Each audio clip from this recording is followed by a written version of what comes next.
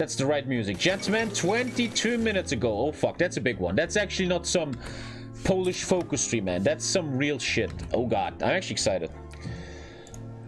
The problem is if I do this now in the next minutes. Have you checked that fire? Okay. Let's drink water before that. Hello, and welcome to another Dev Diary about content coming in the 1.11 Barbarossa patch. And it's accompanying DLC.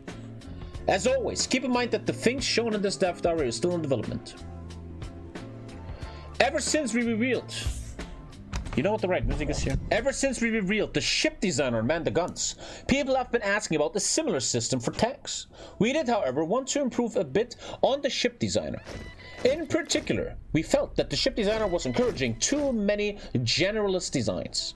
Part of the problem is that ships have a very long lag time before they become available, so it is difficult to iterate on the designs in a timely fashion. When your ship takes 2 years to build, you can't really specialize it too much, because you can't always do it. I always said that, bro. Thankfully, tanks require a somewhat smaller investment, although our Q&A certainly has tried to make designs that rival ships in cost. So you need a new tank design and the front lines much sooner than a new ship, allowing you to react to new situations much faster. Another thing is that ships usually had trade-offs between different capabilities, in the sense that the space or module slot taken up by a torpedo launcher could also be taken up by an AA gun, making the ships better against one or the other type of enemy. But rarely did you want a ship that had no AA or no way to defend itself against surface targets, so you always wanted some AA and some ship attack. Tanks, on the other hand, don't usually trade offs in the same way. You don't usually design a tank wondering if you should put on another AA gun or second gun against surface targets, unless of course you're a German and it's 1944. But tanks still have trade-offs in their design, and we wanted to represent those. Traditionally, tank designs revolves around 3 aspects: mobility, firepower, and protection. A well-armored tank is slow, a fast tank can't carry a big gun, and a big gun requires a large tank, which is difficult to armor. During the war, different nations tried different approaches and learned different lessons from their observations. It is no surprise that the last German tanks of the war were heavily armored vehicles carrying massive guns, but the first post-war design was the comparatively light armored but well-armed and quite nimble Leopard 1. So we wanted to make you think about these 3 aspects and have it be a trade-off between them. However, in a grand strategy game, other aspects also matter than in the typical comparison of tank designs. The best tank in the world is useless if it breaks down on the way to the battlefield. Panther fans, take a note. And it is even more useless if you can't afford it. So we wanted cost and reliability to also matter. Very important. Cost is so important to not make this unbalanced. I'm already thinking of Dankus playing Russia, and he's just gonna be I already can see Dankus making a heavy tank that has 0 movement speed, but he just entrenches himself in the Russian lines and you can never break it. So they should, if you make a broken tank, you should at least pay the cost for it. It's something we asked for a long time in heavy tanks in HOI4, and at the moment right now you see we're using a heavy tank nerf mod, because that is a big problem. However, in the grand strategy, blah blah blah. In contrast to ships, we wanted to make you think more about specializing your designs to fill a certain niche, and I love that. I always said that tank designs like this is gonna make miners much more fun, because a miner can make very different designs, man, that are for certain niches, yeah, and optimize it towards a specific role. While you will probably still want to have a somewhat middle-of-the-road design for your main production medium tank, one might call it the Sherman, there's a place for more specialized designs as well. As part of this approach, we will be making changes to the reliability system and the armor system. That guy is watching the stream, man. The details will be forthcoming in the future Dev Diary, together with other combat changes. But the broad strokes are that reliability will not just affect the rate of attrition, and that the armor system will become less binary. As part of these changes, we also decided to give mechanized equipment some upgrades so that it can keep up with tanks. Okay, repeal colors law, get 100, blah blah blah. Let me just check. All good. All good. Under the new system, reliability is meant to represent both the likelihood that a given piece of equipment breaks down, as well as the likelihood that it suffers catastrophic damage when hit, and the effort necessary to repair it. In effect, reliability also represents the carrying capacity of a given chassis. So you effectively have a reliability budget for every chassis to work with. That's sick, man. I love this. The more armor you put on it, the bigger the weapon, etc., the more reliability goes down. Heavier and more advanced tanks generally have more reliability. Over 100% of the base chassis in some cases. That is very cool. I think that's really sick. Let me just check everything. I need to work on stability. Let's do that. Pretty fucking cool. Enough of the basics. Let's talk about what you really want to know. What's the Kampfwagenkanone 42 in game terms? In the weird hybrid electric drive of the elephant is the weird hybrid electric drive of the elephant represented? Do we get to set the exact angle of the front armor or just the thickness? Much like ships, tanks are based on a hull called a chassis, and the number of modules that define the actual stats of the final design. These modules act as little different from the way the ship designer works. While the main armament is fairly self-evident, other modules representing something like the design features. These features are meant to be distinct enough that even someone who does not have an in-depth understanding of armor development during the war can at least understand the different armor types that are good for things. Okay. Wait. One sec. It's like ships. You have the basic chassis, the basic one, like basic, and then you make a different version of them. Like this is the base tank, and this is his first different design or something. I like here, it's just the tank, and then you put the turret on it. That's fucking amazing. Oh, that's what I wanted to see, boys. That's what I wanted to see. You need a lot of arm XP. Oh, that picture right here. This picture right here. I said it 2 years ago. I said we're gonna get this. Alhamdulillah. Look. Oh, HOI4 ain't that boy. That's gonna be huge. Fuck yeah, man. Fuck yeah.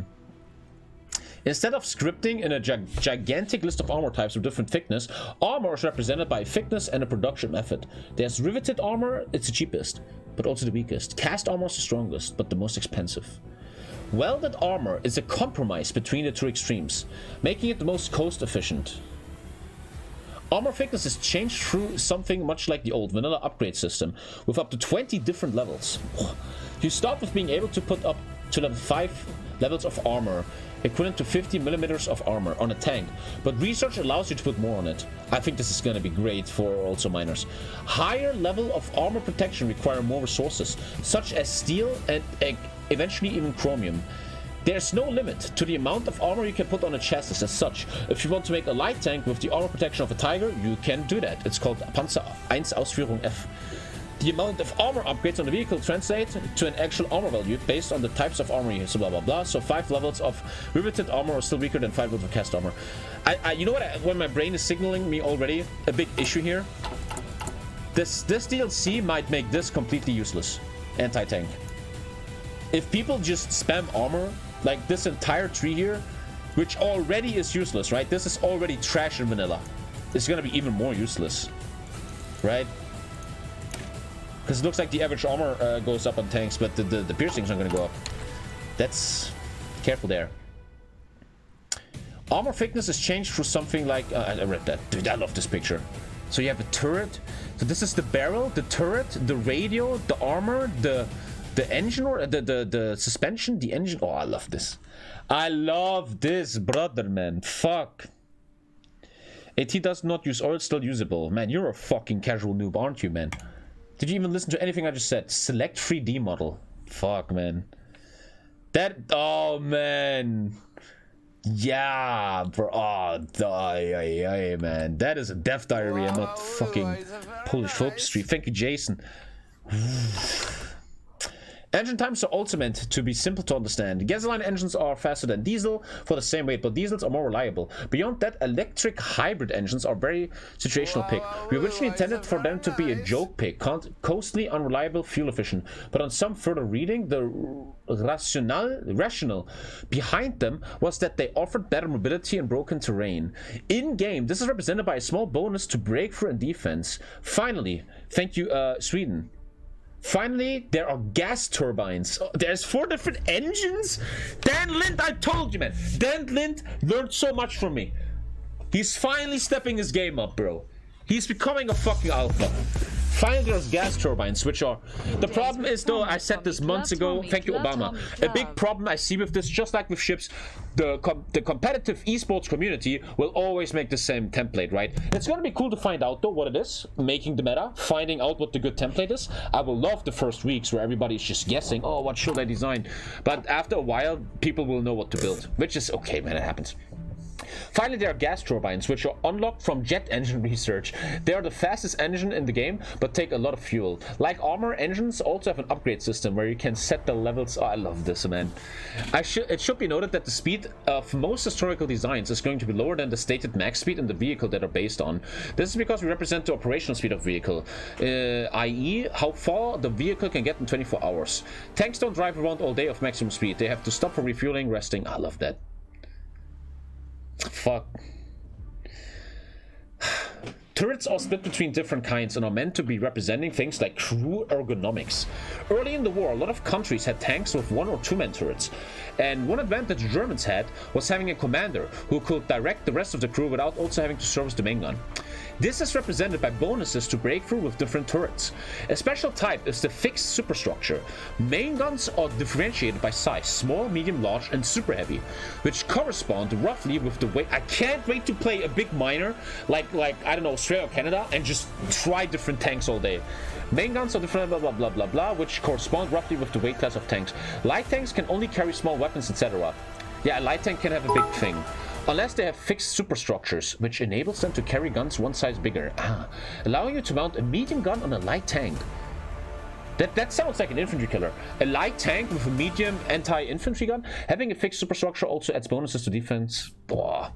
This sounds like a lot of research, though. Seems like miners, like look at Mexico, you have 2 research slots at the beginning.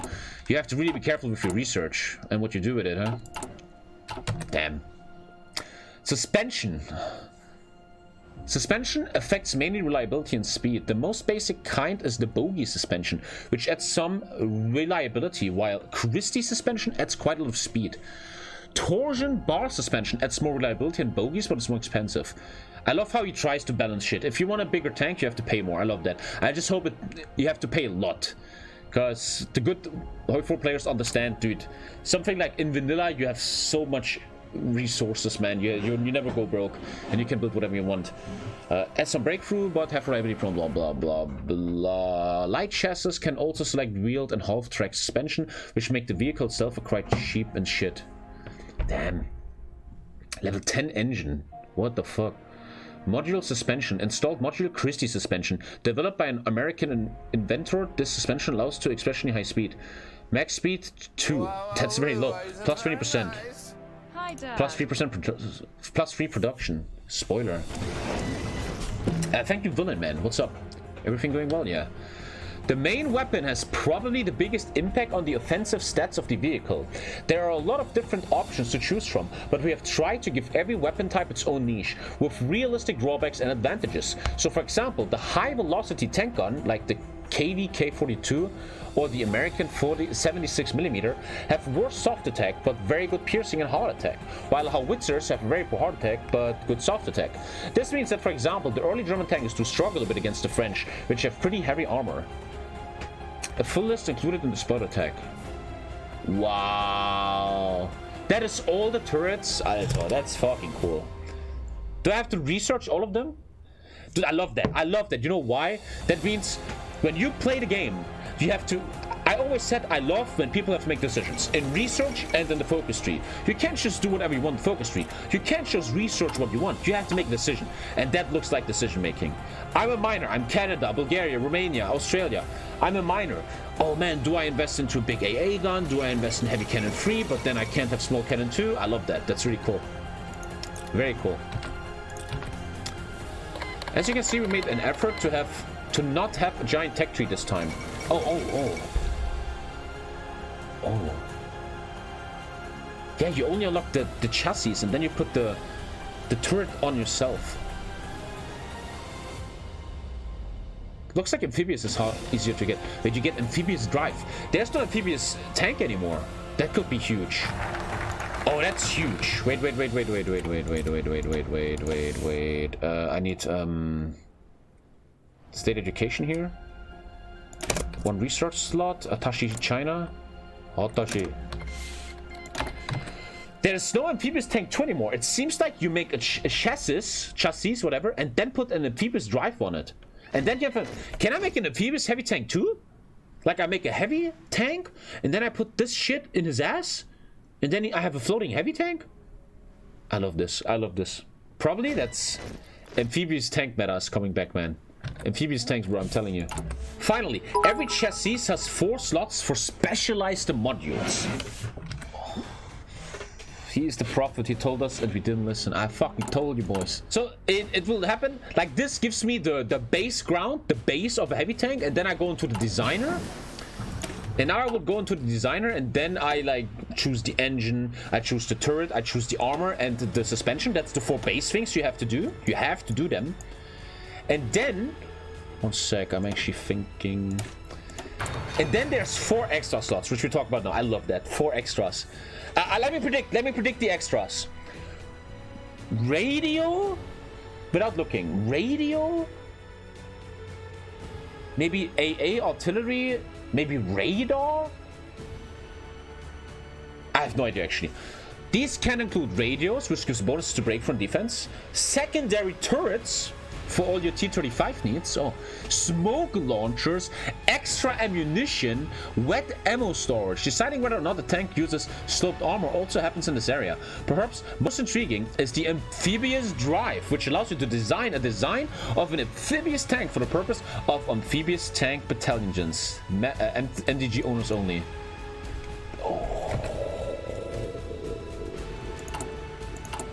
I'm getting fucking sold here, man. I'm getting sold heavily, bro. I will give you my money, that's for sure. Make shark tanks? A king shark! Oh yeah! Dude, imagine playing online, man, and you're a miner and you make like a king shark, bro. Or like a megalodon. The heavy tank 2 amphibious tank with a heavy turret, megalodon tank, who's designed to land on D-Day. Oh man. Designating designs for certain roles ensures that they are used in those subunits. Some roles require certain characteristics. For example, you can't have an AA tank that uses a fixed superstructure. But it is completely possible to make both the German tank destroyers with fixed superstructures and the American ones with turrets and have them go into tank destroyer units. What? The weight class of the chassis determines the weight class of the final design. So a design on the heavy tank that is designed as a tank destroyer is treated as a heavy tank destroyer. Yeah, makes sense. This also means we can represent vehicles that changed roles during the war more easily. So you can have your Stuck 3 equivalent with a high soft attack gun to your armored artillery battalions in the early war, but then switch them out later to give them better Okay. Since we want to optimize designs for different purposes, we also want to make sure that you can easily decide where a certain tank design ends up. So for example, you can follow the British approach of having fast cruiser tanks to use in armored divisions and slower infantry tanks that go to support your infantry divisions. To do this, you take a design with a symbol. You can then quickly select from a list of symbols in the division designer to make the division only pull equipment tagged as such. What? Equipment that isn't tagged will still be used for divisions that don't use... I didn't understand that one. What? It's when you make Space Marines, mixing infantry with tanks, which no one ever does, right? Maybe in single player we can bring that back, mixing infantry with tanks. I think the game is supposed to be played like this, but no one does that. Like in multiplayer, that's banned for years now. We also took another look at what optimization features were necessary for people who don't want to spend a lot of time fine-tuning their tanks. Oh, optimization, that's good for noobs. Like Grisha. We do, of course, have the usual auto-design functionality. It takes the design the AI will use and offers its approval. This has gotten some love, and there should now be some national flavor in how the AI designs its tanks. Cool. Thank you, Frosty Man. It also takes the overall situation into account. Bullshit. So tanks will be up armored during the war and so on. Beyond that, we also have added an auto-upgrade function, which keeps a given design current at the research. I like that. You can either click on design blah blah blah blah blah blah. Okay, auto-upgrades. To make the tank design more visually distinct in the... Oh, there's new symbols! We added about 1,000 new 2D icons. But you did not add 1,000 designs. Bullshit. Wow. Wow. Fuck off, mate. Finally, Paradox. What's good, bro? Jesus. 1,000 2D icons for tanks, mostly stemming from combining parts of existing tanks in new ways. The gun of tank A with the turret of tank B. The historical icons are of course still available. Like here, example AAA. This guy has turret A, gun A, and hull A. But this one has turret B, gun B, hull. Okay. Damn, dude. My brain, it's a bit high brain for me, man. I don't understand. Dude. That's all from us for today for this feature. Before closing, I would like to note a few things on the subject of giving feedback. Bro, that is maybe one of the biggest death diaries I've ever gotten, man. That is huge, bro. That is some big shit. That is some big boy shit, let me tell you. Ooh. Fuck, man, I'm sold.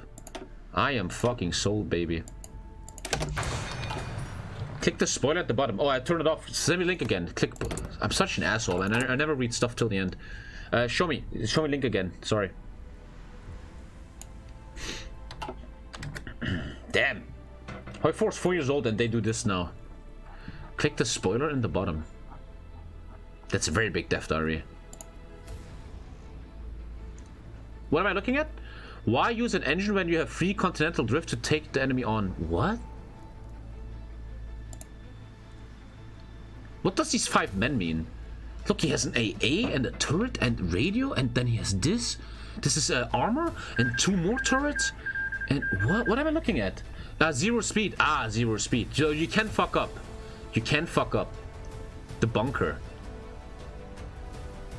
Well, can you move him with the railroad? 330 armor. You know what this shows me, chat? We're gonna break the game. I am hereby predicting competitive multiplayer will break the game. Someone will make a tank like this in Russia and just defend. How the fuck do you pierce that? Huh? Dude, that is... Come on. Dude, they're gonna break the game. Dankers will break the game. And then we nerf the secondary turrets. What's so good about this? I don't understand. He has 4 turrets? That's the crazy thing? I'm a bit dumb here. What is this? What is the meme about this? I don't understand. You pierce it by making a tank with just piercing. Fuel capacity 0. Fuel capacity 0. Wait, he has no fuel? I don't understand. 0 orc. Oh, he has 0 orc. So he fucked that up or some shit. Put a bunker bar in Elemaine. That dude, this is gonna be very meme in multiplayer. But I'm excited. I'm excited for a new meta. I am ultra excited. Fuck, man. Summer. We have a date in summer, man. This is gonna be big for the stream, man. And it was at this moment that someone realized that we should probably keep negative reliability at 0. Oh, there's negative reliability. So you can't really fuck up designs. You have to actually design stuff. A super heavy amphibious tank is an idea too beautiful for this world. It can also only drive backwards for some reason. It drives backwards. What the fuck? So wait, you probably can't really do an amphibious heavy tank, which is very clever. I like that. Damn, that is sick. Sick. That is a 10 out of 10 death diary.